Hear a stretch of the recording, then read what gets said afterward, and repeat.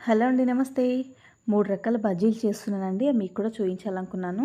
ఈ ఆకులన్నీ మా ఇంట్లో ఉన్నాయండి. వాటితో చేస్తున్నాను. వర్షం పడుతుంటే వేడివేడిగా తింటే చాలా బావుంటుంది కదండీ! 1 కప్ శనగపిండి తీసుకున్నానండి. దాంట్లో వాము, ఉప్పు వేశాను. కొద్దిగా సోడా ఉప్పు కూడా వేసుకున్నానండి. సోడా ఉప్పు వేయడం వల్ల మనకిలా పొంగినట్టుగా వస్తాయి. టేస్ట్ కూడా బావుంటాయి. దాన్ని శనగపిండిలో వాటర్ పోసి మంచిగా జారుడుగా దోసపిండిలాగా కలుపుకోవాలండి. కలుపుకొని ఈ ఒక్కొక్క ఆకుని తీసుకొని దాంట్లో వేయాలి. నేను 3 రకాల ఆకులతో చేశాను చెప్పాను కదా! అవేంటివంటే వామాకు, బచ్చలాకు, తులసి ఆకు ఈ 3 ఆకులతో వేశానండి. వామాకు హెల్త్‌కి చాలా మంచిదండి. పిల్లలు కూడా ఇష్టంగానే తిన్నారు. బాగున్నాయి టేస్ట్ అయితే. మీరు కూడా ఒకసారి ట్రై చేయండి. చాలామంది పిల్లలు ఆకుకూరలు అంతగా ఇష్టపడరు కదండీ! అలాంటి వాళ్ళ కోసం ఇలా చేసి పెట్టొచ్చు. స్కూల్ నుంచి వచ్చే టైంకి చేసి పెడితే పిల్లలు ఇష్టంగా తింటారండి. తులసి ఆకుతో కూడా బజ్జీలు వేశాను. టేస్ట్ కూడా చాలా బాగున్నాయి.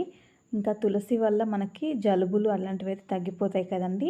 పిల్లలు డైరెక్ట్‌గా తినమంటే ఎవరు ఇష్టపడరు కదా! అందుకని ఇలా ట్రై చేశాను. మీరు కూడా ట్రై చేయండి.